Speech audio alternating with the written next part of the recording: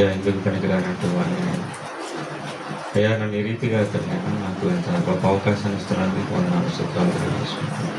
మొదల సమయాన్ని చేతులుగా ఈ ప్రార్థన క్రీస్తు యేసు మిగిలిగా ప్రార్థించి వేడుకుంటున్నాను తండ్రి. ఆమేన్. మంచిది. చేరొచ్చిన మీ అందరికీ మన ప్రభు మన రక్షకుడైన యేసుక్రీస్తు నామమున మీ అందరూ కూడా వందనాలండి. ప్రతి ఒక్కరు కూడా వందనాలు. ఈ ఉదయకాల సమయంలో కొన్ని శ్రేష్టమైన మాటలు మనం ఏదైనా ఆలోచిస్తాము. నేను 2 వారాల క్రితం 3 వారాల క్రితం మెసేజ్ చేశాను, గుర్తుందా? పోయిన వారంలో గుర్తులేదు, ఎప్పుడో 3 వారాల క్రితం చెప్పింది ఏం గుర్తుంటాను కదా. ఏంటిది? దేవుని ఇష్టం మనిషికి తెలుసా? దేవుని ఇష్టం మనిషికి తెలుసా? మనకి ఎన్నో ఇష్టాలు ఉంటాయి. ఆ ఇష్టాలన్నీ మనకు గుర్తుంటాయి. అలా ఇష్టం, అది ఇష్టం, ఇది ఇష్టం, ఎన్నో ఇష్టాలు మనకు గుర్తుంటాయి.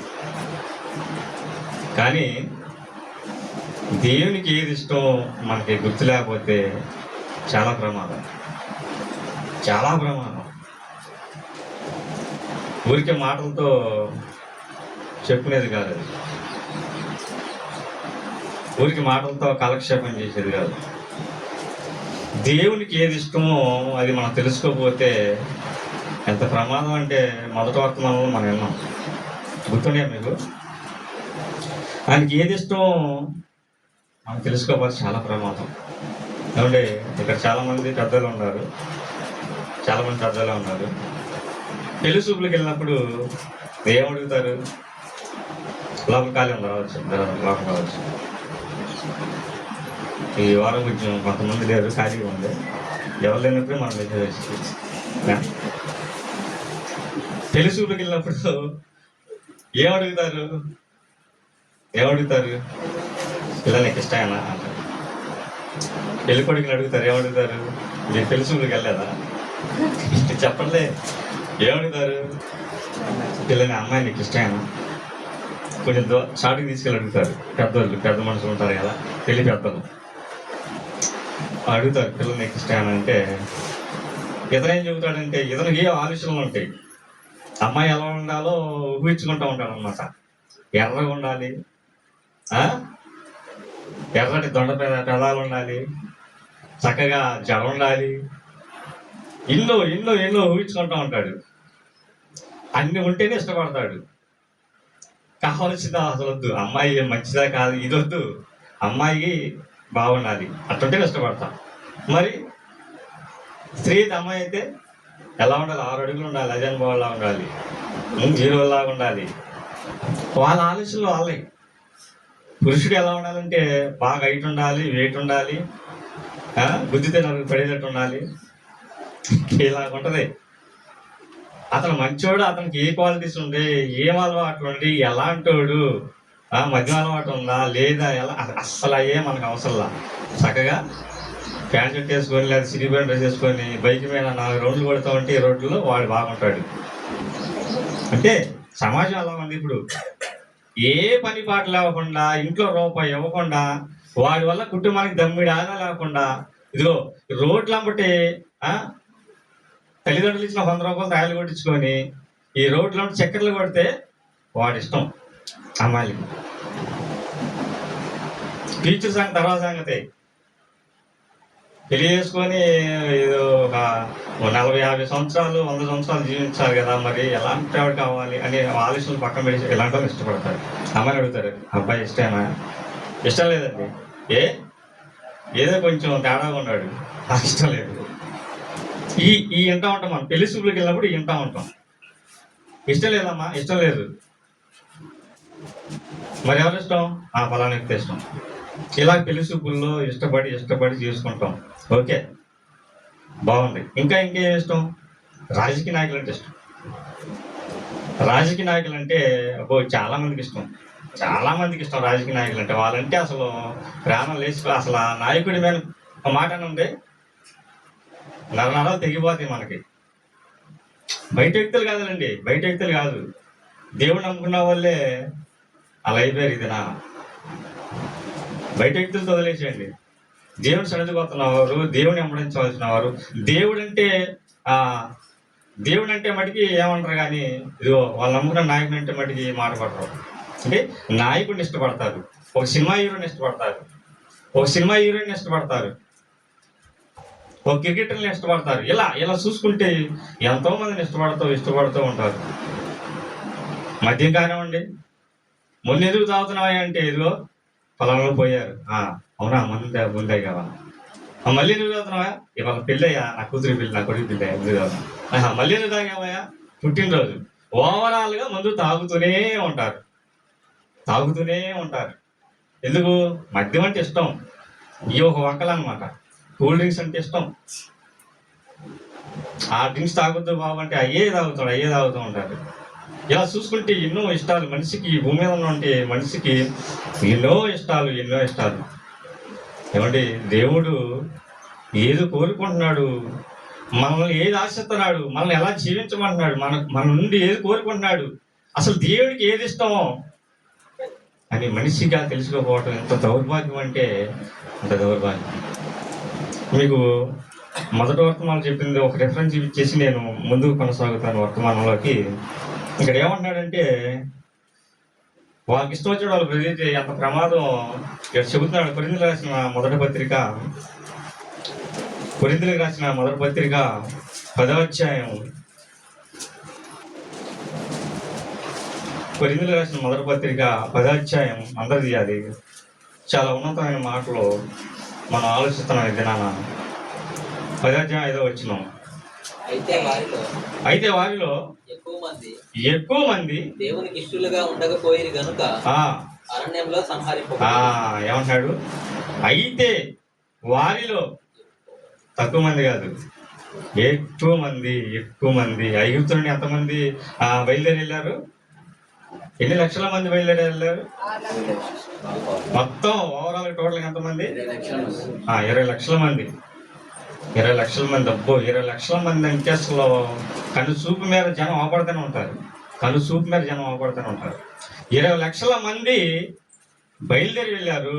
వారిలో కొందరు ఎలా ఉన్నారంట? దేవునికి ఇష్టలుగా ఉండలేకపోయారు. ఏమండి, ఎన్ని కార్యాలు చూశారు వాళ్ళు. ఎర్ర సముద్రం 2 పాయలు తీర్చాడు. చీల్చాడు దేవుడు.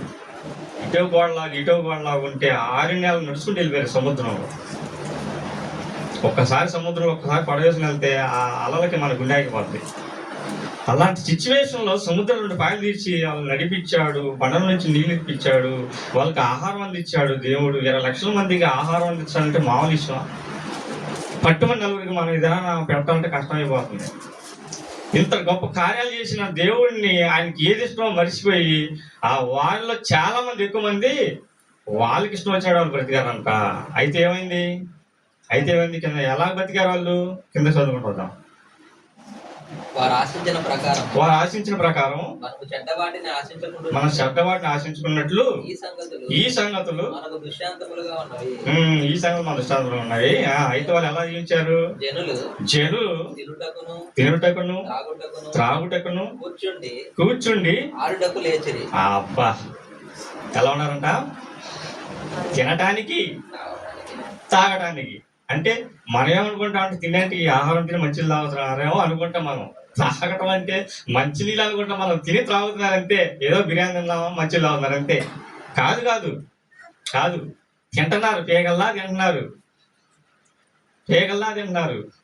కానీ ఏం ఆటలాడుతున్నారంటే మనం అనుకుంటాం తొక్కుడు పిల్ల, కర్రా పిల్ల, గోళీకాయల ఆటలు, ఈ ఆటలే వాళ్ళు ఆడింది. తిని తాగారు. ఏం తాగారు? పేగల్లా తాగారు. తర్వాత ఏం చేశారు? ఒంటి మీద బట్టలు లేకుండా వాళ్ళు ఇష్టం వచ్చినట్టు ఆడుతున్నారు. వాళ్ళు భయంకరంగా ఉంది వాళ్ళ పరిస్థితి. అయితే ఏమైంది? కింద చదువుకుంటే అర్థం అయిపోద్ది. ఎలా ఉంది? వారిలో కొందరి వలె ఆ, మీరు విగ్రహారాధికులై ఉండకుడి. ఉండకుడి. మరియు మరియు వారి వలె మనం వ్యభిచరింపక యుందుము. వ్యభిచరించక ముందుము వారిలో కొందరు వ్యభిచరించినందున ఒక్క దినముననే 23,000 మంది కూలిరి. వారి వల్ల మనం వ్యభిచరించకూడదు. వాళ్ళు ఏం చేశారంటే తిన్నారు, తాగారు, వాళ్ళ ఇష్టం వచ్చిన వాళ్ళు జీవించారంటే వ్యభిచారం చేశారు. ఆ వ్యభిచారం చేసిన తర్వాత ఒక్కరోజు ఎంతమంది 23,000 మందిని దేవుడు చంపేశాడు, లేపేశాడు. అంటే ఆయనకి ఇష్టంగా బ్రతకపోతే ఏం చేస్తాడంటే చూస్తాడు, ఏదో దినాన లేపేస్తాడు. ఏమండి, ఈ దినాన అబ్బో ఇంతకంటే భయంకర మనుషులు ఉన్నారు, వాళ్ళని లేపేయట్లేదే, వాళ్ళని దేవుడు చంపేయట్లేదే. వాళ్ళకి ఇష్టం వాళ్ళు జీవిస్తున్నారు కదా, దేవుని సన్నిధికి వస్తున్నారు, దేవుని ఆరాధిస్తున్నారు. అయినా లోకంలో బయటికి వెళ్ళిన తర్వాత లోకంలో కలిసిపోతున్నారు కదా, వాళ్ళకి ఇష్టం వచ్చే వాళ్ళు బతుకుతున్నారు కదా. దేవుడు ఎందుకు వదిలిపెడుతున్నాడు ఏంటంటే ఇది కృపాకాలం. తన దేహం ముందు మంచివైనా సరే చెడ్డవైనా సరే ఏం చేసినా కానీ క్రీస్తు న్యాయపీఠం ఎదుట ప్రత్యక్షం అవ్వాలి. ఒకనాడు ఒక దినాన నువ్వు చేసినవన్నీ కూడా అక్కడ ఎల్ఈడి స్క్రీన్ మీద చూపిస్తాడు. మీకు పలానా దినాలు అది చేసావా, నేను ఎప్పుడు చేశాను, నువ్వు చేసావు, ఇదిగో చూడు, పలానా దినాలు అలా వెళ్ళావయ్యా, పలానా దినాలు ఇలా చేసావయ్యా, నేను ఎప్పుడు చేసాను ప్రభా, నీ లాభం ఆశ్చర్యమైన కార్యాలు చేసావు కదా, ఆయన అద్భుతాలు చేసావు కదా, వద్దు నాయన చూడాయి అంటాడు. అప్పుడు ఆయనకి ఇష్టంగా బ్రతకపోతే 23,000 మందిని లేపేసిన దేవుడు మనం లేపేయడం పెద్ద విషయమా? లేపేస్తాడు. కాబట్టి దేవునికి ఇష్టంగా బ్రతకపోతే చాలా ప్రమాదం ఉంది. ధనవంతుడి గురించి మనం నేర్చుకున్నాం. నరకానికి పోయాడంటే ఎందుకు? ఆయనకి ఇష్టం వచ్చినాడు బ్రతికాడు. ఏమండి, తండ్రి ఎంత కళ్ళగా అంటున్నాడు మన గురించి, ఎంత ఆలోచన కలిగి ఉంటున్నాడు. కుటుంబంలో తండ్రి పిల్లల మాటని పోతే ఎంత బాధపడతాడండి. కుటుంబంలో పిల్లలు 2 ముగ్గురున్నాయి, తండ్రికి ఇష్టంగా బ్రతకపోతే ఆ తండ్రి పడే ఆవేదన, బాధ ఎంత ఉంటుందంటే అది ఆ బాధ అనిపించే వాళ్ళకి తెలిసింది. నువ్వు చక్కగా ఉంటావు, నీ జీవితం బాగున్నాడు, చక్కగా జీవించరా అంటే వాడు చెప్పినట్టు వినరు. తండ్రి ఎంత బాధపడతాడు. మరి పరలోకపు తండ్రి ఆయన ఎంత బాధపడతాడు. ఆయన మాట మన కోట్ల మంది ప్రజలు, ఒకరు కాదు, ఇద్దరు కాదు, కోట్ల మంది ప్రజలు ఆయన మీద తిరగబడితే ఎంత బాధపడతాడో అది ఆదికాండంలో చెబుతాడు.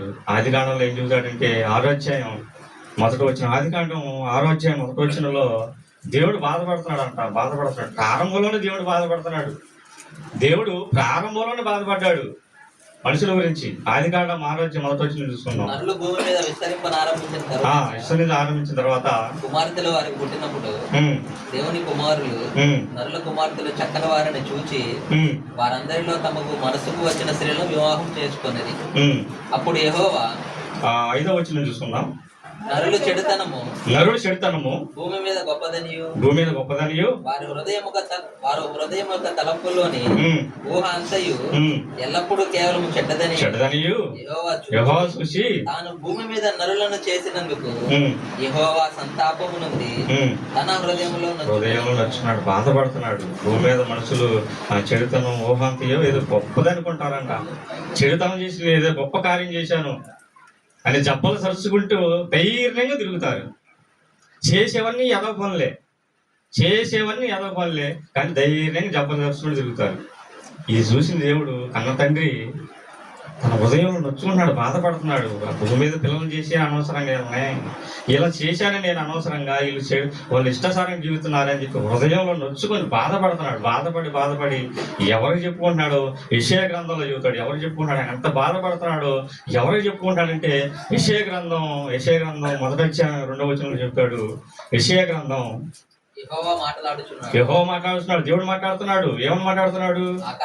ఆకాశమా ఆలకించుము, భూమి చెవియొగ్గుము, నేను పిల్లల్ని పెంచి గొప్పవారిగా చేసి తిని వారు నా మీద తిరగబడి ఉన్నారు. అబ్బా, ఆయన బాధ ఎవరు చెప్పుకుంటున్నాడు?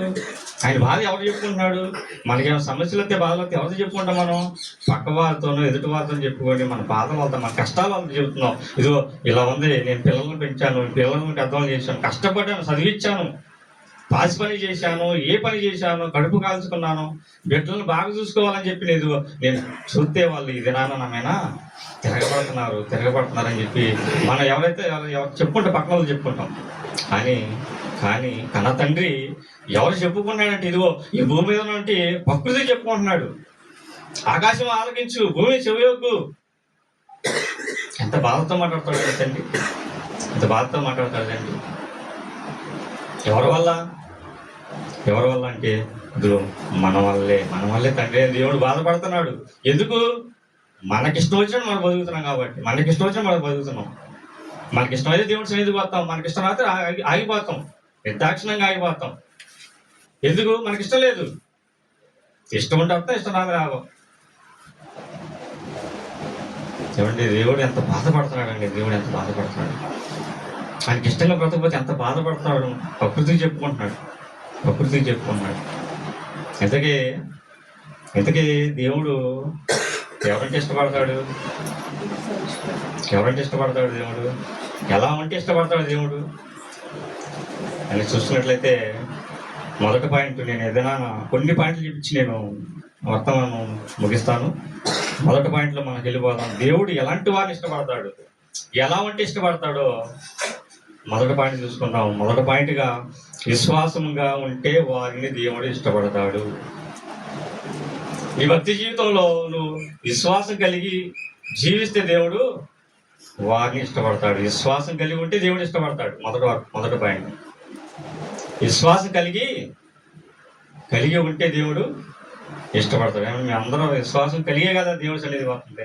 విశ్వాసం కలిగే కదా దేవుడు నమ్ముకుంది. విశ్వసించాం, దేవుడు ఎంత విశ్వసించాం, దేవుడిని విశ్వసించే కదండి ఇంత దూరం వచ్చింది.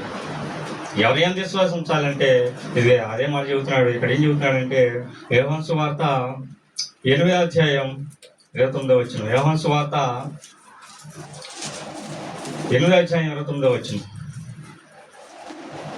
నన్ను పంపినవాడు నాకు తోడై ఉన్నాడు, ఆయనకి ఇష్టమైన కార్యం నేను ఎల్లప్పుడూ చేయుదును గనుక ఆయన నన్ను ఒంటరిగా విడిచిపెట్టలేదని చెప్పాను. ఎవరు చెబుతున్నారు ఇక్కడ? ప్రభువైన యేసుక్రీస్తు చెబుతున్నాడు. ఏం చెబుతున్నాడు? నన్ను పంపినవాడు నాకు తోడే ఉన్నాడు. దేవుడు మనకు తోడుగానే ఉంటాడు, ఎప్పుడు విడిచిపెట్టాడు దేవుడు.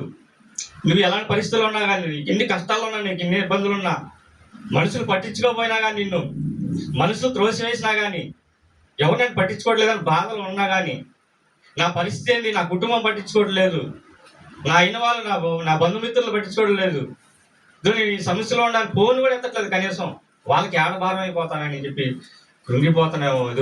దేవుడు ఇదే మాట చెబుతున్నాడు. ప్రభువైన యేసుక్రీస్తు ఏం చెబుతాడంటే, నన్ను పంపినవాడు నాకు తోడే ఉన్నాడు, ఆయనకి ఇష్టమైన కార్యం నేను ఎల్లప్పుడూ చేసేదును. ఆయనకి ఇష్టమైన ప్రభువైన యేసుక్రీస్తు వారు కూడా తండ్రి దేవునికి ఏది ఇష్టమో, ఆయన ఇష్టం ఏం లేదు.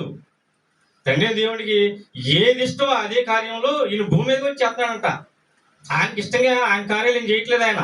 మరి ఎవరిష్ట కార్యం చేస్తున్నాడు? తండ్రి దేవుడిని ఏది ఇష్టం అదే కార్యాలు చేస్తున్నాడు భూమి మీదకి వచ్చి. అయితే ఏమన్నాడు కింద? ఆయన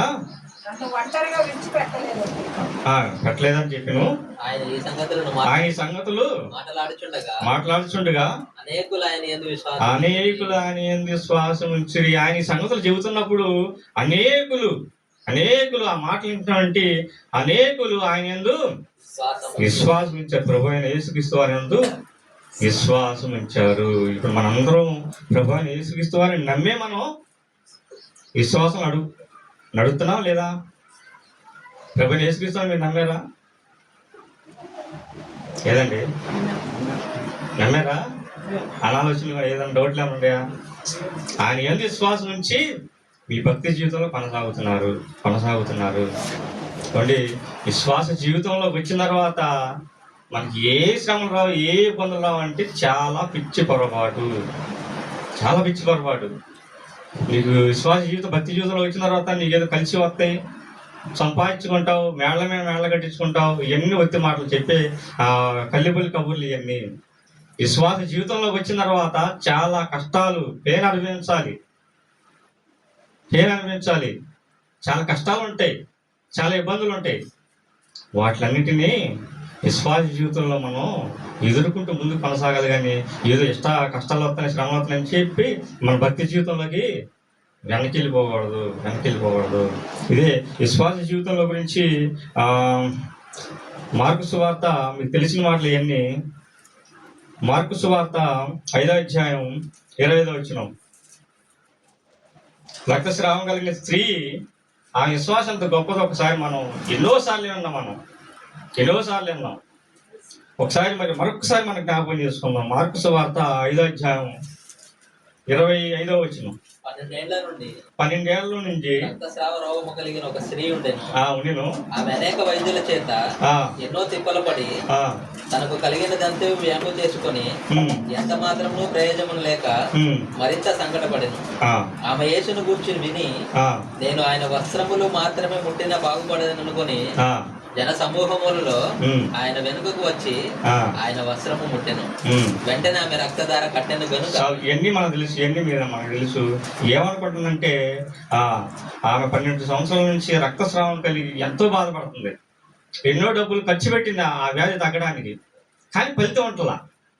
అయితే ఆమె ఏమనుకుందంటే, ప్రభువైన యేసుక్రీస్తు వారు ఇదిగో ఈ మార్గాన్ని వస్తున్నాడు, ఇదిగో ఆయన చెంగు పట్టుకుంటే చాలు నాకు ఈ వ్యాధి తగ్గిద్ది, స్వస్థత పొందుతాను అని చెప్పి ఆ ఒక విశ్వాసం చూశారు. ఒకసారి విశ్వాసం, ఆయన చెంగు పట్టుకుంటే నాకు ఈ వ్యాధి తగ్గిద్ది అని చెప్పి ఎంత విశ్వాసంతో ఉన్నా. అందుకు ఆయన ఏమంటాడంటే 34వ వచనంలో ఏమంటాడంటే, అందుకు ఆయన కుమారి నీ విశ్వాసము నిన్ను స్వస్థపరిచెను, సమాధానము గల దానివై పొమ్ము. చూశారు ఏమంటాడు ఇక్కడ, ప్రభువైన యేసుక్రీస్తు కుమారి నీ విశ్వాసం నువ్వు స్వస్థపరిచెను. మనకి ఏదైనా రోగం వచ్చినప్పుడు మనం అబ్బాయి నా తగ్గదలే, నా వల్ల కాదు, నేను భక్తి చేస్తున్నాగా నాకెందుకు ఈ రోగాలు వస్తాయి అని చెప్పి ఒక ద్వారంలోకి వెళ్ళిపోతాం. కానీ మనం విశ్వాసం కలిగి ప్రార్థన చేస్తున్నామా, విశ్వాసం కలిగి అడుగులు వేస్తున్నామా? చిన్న జలుబులు దగ్గులు కూడా, మరి చిన్న ఆటలు కూడా ఇదైపోతుంటారు. ఆ విశ్వాసం ఎలాంటిదంటే, ఆయన చెల్లు పుట్టుకుంటే చాలు నాకు ఈ రోగం తగ్గిద్ది. నాకు తెలిసిన ఒక కుటుంబం ఉందండి. వాళ్ళు వ్యాపారం చేశారు, వ్యాపారం పెట్టిన తర్వాత అప్పులయ్యారు. కొన్ని 2-3 వ్యాపారాలు పెట్టారు, అప్పులయ్యారు. వాళ్ళకి ఇష్టం వచ్చారు, అప్పులు చేశారు. కానీ వాళ్ళు భక్తి జీవితంలో మట్టికి శుక్రవారం వచ్చారు, ఉపవాసాలు ఉంటారు, చాలా భక్తిగా ఉంటారు. అనవసరమైన అప్పులు చేశారు. ఒక అప్పు కాదు, అనవసరమైన అప్పులు చేసి తిప్పలు పడ్డారు. అయితే చివరికి ఏమైందంటే, మేము ఇన్ని సంవత్సరాల నుంచి మేము ఈ భక్తి జీవితంలో ఉంటున్నాము, మేము ఉపవాస ప్రార్థన చేస్తున్నాము, శుక్రవారంతో ఉపవాసం ఉంటున్నాము ప్రతి వారం, ఎందుకు మాకు ఇన్ని శ్రమలు, ఇన్ని ఇబ్బందులు, మేము ఎందుకు అప్పులు పాలయ్యాము, మా కొద్దీ దేవుడు అని చెప్పేసి ఇదో విశ్వాస జీవితం నుంచి తొలగిపోయారు. లోపల కలిసిపోయారు. కుటుంబం, నాకు తెలిసిన కుటుంబం ఇప్పుడు దేవుడి సన్నిధి రాట్లా. వాళ్ళు ఎందుకు? మేము అప్పులయ్యాం, అనవసరమైన అప్పులు. కొంతమంది అనవసరమైన అప్పులు చేస్తారు, దేవుడిని నిందిస్తారు. ఎవరు మీరు అప్పు తీసుకున్నప్పుడు దేవుడికి ఏమైనా చెప్పి తీసుకుంటున్నారు అప్పు? మనం అప్పు చేసేటప్పుడు దేవుడికి ఏమైనా చెప్పి తీసుకుంటున్నాం మనం అప్పు? మరి ఆయన ఎందుకు తెరవాలి? నీ సొంత ప్రయోజనాల కోసం నువ్వు తిప్పలు పడి అప్పులు చేసుకొని ఇలా తిప్పలు పడే కంటే మన స్తోమత ఎంతవరకు, మన సంపాదన ఎంతవరకు మనకి తీర్చలేమని చెప్పి ఒక ఆలోచన కూడా లేకుండా ఇష్టం వచ్చినట్టు అప్పులు చేసి ఇదిగో దేవుడిని నుంచి విశ్వాస జీవితం నుంచి తొలగిపోయారు. అదేనా? దానికి దేవుడు బాధ్యతుడా? ఎవరు బాధ్యతలు? మనమే. ఎందుకంటే విశ్వాస జీవితంలో చాలా జాగ్రత్తగా ఉండాలి, చాలా ప్రమాదం. అందుకే ఏమంటాడంటే, ఎబ్రిలీయులకు రాసిన పత్రిక 11వ అధ్యాయం 6వ వచనంలో, ఎబ్రిలీయులకు రాసిన పత్రిక 11వ అధ్యాయం 6వ వచనం, విశ్వాసం లేకుండా అసాధ్యం. ఏమన్నాడు? విశ్వాసం లేకుండా దేవునికి ఇష్టలై ఉండుట అసాధ్యం. ఏముండాలి? విశ్వాసం ఉండాలి. విశ్వాసం లేకుండా దేవునికి ఇష్టలై ఉండాలంటే అది అసాధ్యం. దేవుడికి నువ్వు ఇష్టంగా ఉండాలంటే ఏముండాలంటే నీ విశ్వాసం కలిగి ఉండాలి. విశ్వాస జీవితంలో ముందుకు అడుగులు వేయాలి. ఎన్ని శ్రమలు వచ్చినా, ఎన్ని ఇబ్బందులు వచ్చినా విశ్వాస జీవితంలో చిన్న చిన్న వాటికి ఏదో అప్పులయ్యాము అన్న దాని పరిష్కారం ఉండిద్ది. నేను అప్పులయ్యా, నేను చచ్చిపోతాను అంటే ఎవరికి నష్టం? నీకే నష్టం. ప్రతిదానికి కారణం ఉండిద్ది, సమాధానం ఉండిద్ది. దాన్ని వెతకాలి. ఎలా తీరితే ఈ సమస్య నుంచి ఎలా గట్టెక్కాలని చెప్పి ఆలోచన కలిగి ఉండాలి. కానీ సూసైడ్ చేసుకుంటే ఎవరికి నష్టం? మనకే నష్టం. విశ్వాస జీవితంలో ఇదిగో దేవునికి ఇష్టలుగా ఉండాలంటే, ఇదిగో ఆయనకి ఇష్టలుగా ఉండాలంటే మన విశ్వాస జీవితంలో కరెక్ట్గా ఉండాలి. అదే అంటాడు, విశ్వాసం కలిగిన వారు జాబితాని ఇక్కడ మనం జీవిస్తున్నాడు. ఆ విశ్వాసం లేకుండా దేవునికి ఇష్టలే ఉండట అసాధ్యం అంటాడు. కిందకి ఇంకేమంటున్నాడంటే, ఆయన ఉన్నాడని నమ్మవాలి కదా. విశ్వాసం బట్టి నోవాహు అది వరకు చూడని సంగతులకు వచ్చి దేవుని చేత హెచ్చరించబడి భయభక్తులు గలవారై ఓడ కట్టును అక్కడ ఆగిపోయి అన్నమాట. విశ్వాసం బట్టి నోవా గారు అది వరకు చూడని సంగతులు. ఏమంటే అది వరకు వర్షాలు ఉండయా? లేవు. మనుషు ద్వారా కానీ పంటలు పండేవి. పండేప్పుడు అసలు వర్షం అంటే తెలియదు అప్పుడు ప్రజలకి. ఆయన నా దేవుడు చెప్పాడు, ఈ తరంలో నువ్వే నీతిమంతుడివి, ఓడగట్టుకొని కుటుంబ రక్షణ కొరకు అనేక మంది స్వార్థ చెప్పంటే ఆయన ఓడగట్టాడు. చాలా మంది ఏలన చేశారు, నువ్వు ఓడగడుతున్నాడు వానేదని చెప్పి కానీ ఈ విశ్వాస జీవితం ఎక్కడ తొలిగిపోయాడా? అబ్బే ఏం చెప్పాడు కానీ అక్కడ ఆకాశంలో లేదో మాట చెప్పాడు కానీ కరెక్ట్ కాదు, నేను కళ్ళగన్నాను అనుకుంటా మనమైతే. కానీ ఆయన అయితే విశ్వాసం, ఇది వర్షం పడితే విశ్వసించాడు ఆయన. ఓడ రెడీ చేసుకోవాలి. చూసి ఎంత గొప్ప విశ్వాసం నోవా గారిది. మనమైతే అనుకుంటామండి, నేను నమ్మనండి, నాకు ఇవి జరుగుతున్నాయి కానీ దేవుడు నాకు తీరుతాడు తీరవడం. అసలు దేవుడి మీద నాకు నమ్మకం లేదు. దేవుడి మీద అసలు నమ్మకం లేదు నాకు ఈ సమస్య తీరుతాడు లేదో, దేవుడు అంటే నాకు అసలు నమ్మకం లేదు అనేవాళ్ళు చాలా మంది ఉన్నారు. దేవుని సన్నిధికి వచ్చిన వాళ్ళు చాలా మంది ఉన్నారు. ఎందుకు? మాకు ఇన్ని అప్పులేని మరి ఈ అప్పులు ఎవరు తెరవాలి? నా ఈ అప్పుల నుంచి తీరుతాడని దేవుడు, నా నమ్మకం లేదు. ఇది మన విశ్వాసం.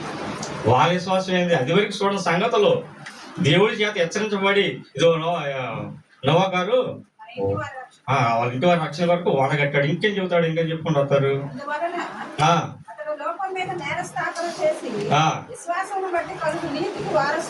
విశ్వాసం బట్టి కలుగు నీతికి వారసుడయ్యాడు. ఇంకా అబ్రహాం గారి గురించి చెబుతాడు ఇక్కడ. అబ్రహాం పిలవబడినప్పుడు విశ్వాసం బట్టి లోబడి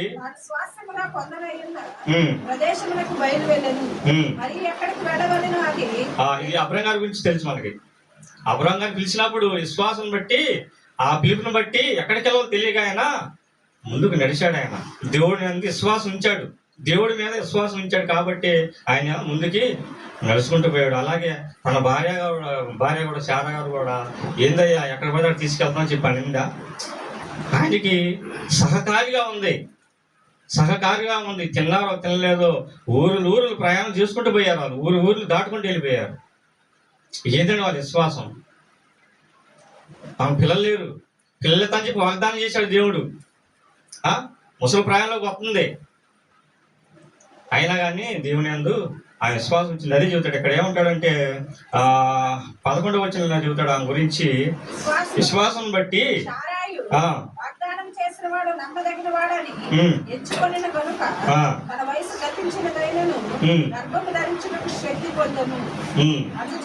అందుచేత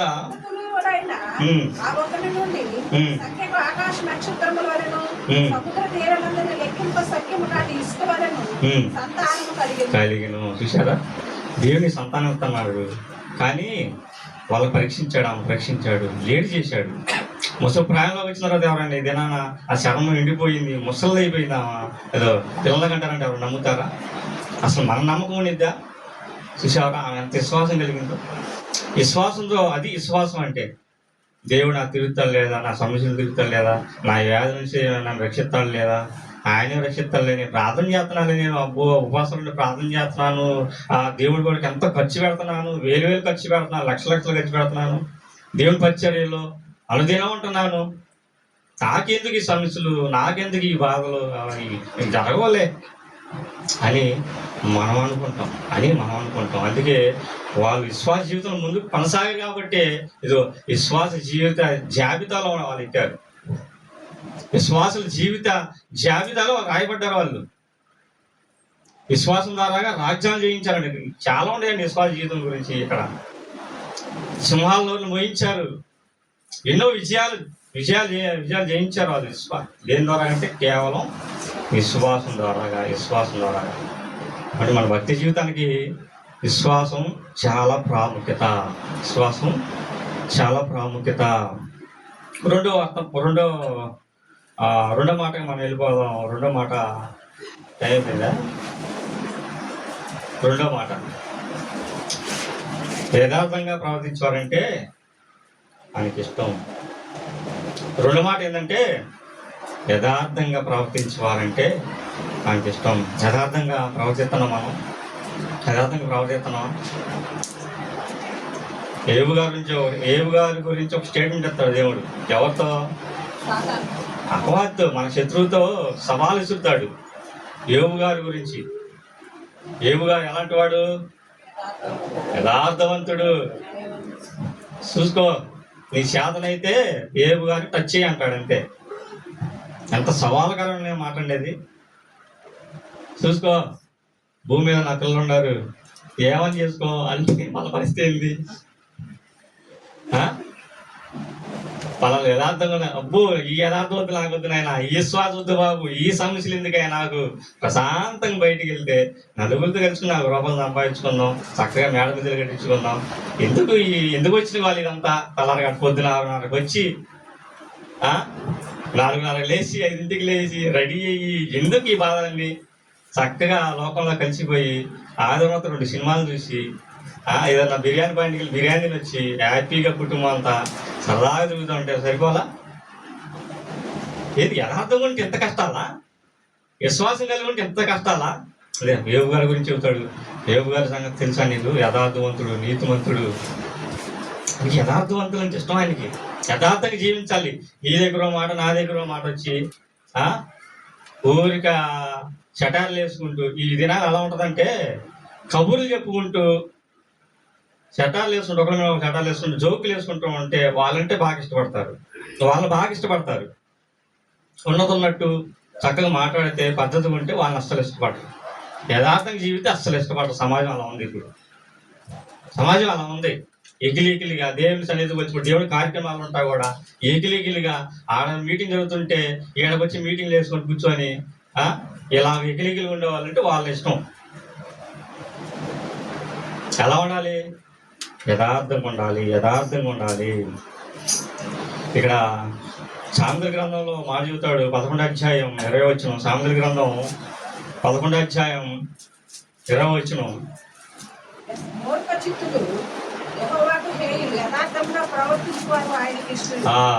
ఏదంట? యథార్థంగా ప్రవర్తించేవారంటే ఆయనకి ఇష్టం. మూర్ఖంగా జీవిస్తున్నాం మనం, ఆయనకి ఇష్టంగా ఉండాలి.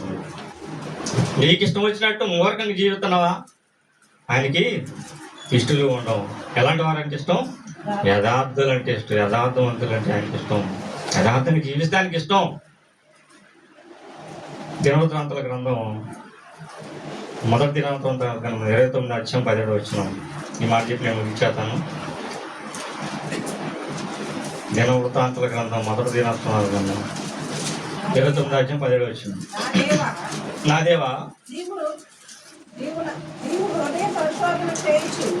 హృదయ పరిశోధన చేయొచ్చు, యథార్థవంతులందు ఇష్టపడుతున్నావని నేను ఎరుగుదును. నేనైతే యథార్థ హృదయం గలవాడినై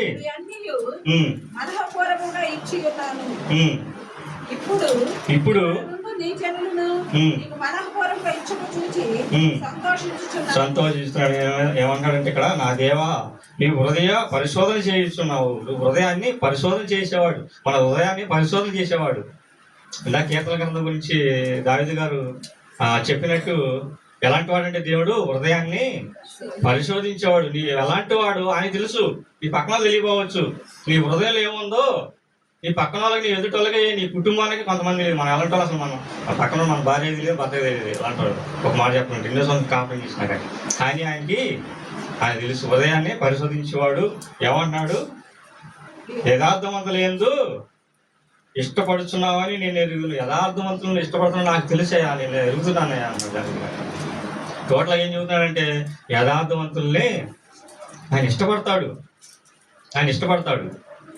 కాబట్టి దేవునికి మనకి ఇష్టంగా ఇష్టలై ఉండాలంటే ఇదిగో విశ్వాసం కలిగి ఉండాలి. మన భక్తి జీవితంలో మనకు వస్తున్న శ్రమలు, ఇబ్బందులు, ఇలాంటి వైపు లోకం వైపు చూడకుండా విశ్వాస జీవితంలో తొలగిపోకుండా ఎన్ని కష్టాలు వచ్చినా, బాధలు వచ్చినా కానీ ఇదిగో విశ్వాస జీవితంలో కొనసాగాలి. రెండోది ఏమన్నాడంటే యథార్థంగా జీవించాలి. దేవుడు ప్రారంభంలో నాకు పిల్లలు కావాలంటాడు. ఆయన పిల్లలు కావాలి, భూమి మీద పిల్లలు కావాలి. వాళ్ళు ఎలా ఉండాలంటే యథార్థవంతులు ఉండాలి అని అనుకుంటున్నాడు ఆయన. ఏ తప్పు చేయకూడదు, ఏ పాపం చేయకూడదు, యథార్థంగా ఉండాలి, యథార్థంగా ఉండాలని చెప్పి ఆయన కలలుగా అన్నాడు. తండ్రి అయిన దేవుడు కలలుగా అన్నాడు. అంటే మన యథార్థంగా ఉండాలి. విజయప్రసాద్ గారి పాట ఒకటి ఉంది, విజయప్రసాద్ అన్న గారి పాట ఒకటి ఉంది. అన్న తండ్రి కలలు పండించలేని పిల్లలు, కోట్ల మంది పిల్లలు పుట్టింటికి పోయినా మేలు. చాలా చక్కని పాట అండి, చాలా చక్కని పాట. మీరు ఇంటికి వెళ్ళకండి, చాలా ఉన్నతమైన పాట. ఆయనకి ఇష్టంగా లేకపోతే మనం పుట్టకపోయినా వేస్ట్. కాబట్టి ఆయనకి ఇష్టలుగా ఉండాలంటే విశ్వాస జీవితంలో కొనసాగాలి, యథార్థంగా ఉండాలి. కాబట్టి మీరు అటు రీతిగా ఉంటారని నేను ఆశిస్తూ నా మాటలు ముగిస్తున్నాను. దేవుడి చిత్రం అయితే 3వ పాట చెబుతా. వాస్తవంగా నేను మెయిన్ మెసేజ్గా అనుకున్నాను. నేను మంచి దిశను ప్రార్థన చేసుకొని మనం ప్రభు యొక్క శరీరంలో, రక్తంలో మనం పాల్గొందాం. పరిశుద్ధ ప్రేమ నమ్మకం కలిగిన మా ప్రియ పనులు తండ్రి, దయగల దేవాన్ని కొందరు సూత్రాలు చేసుకుంటాను.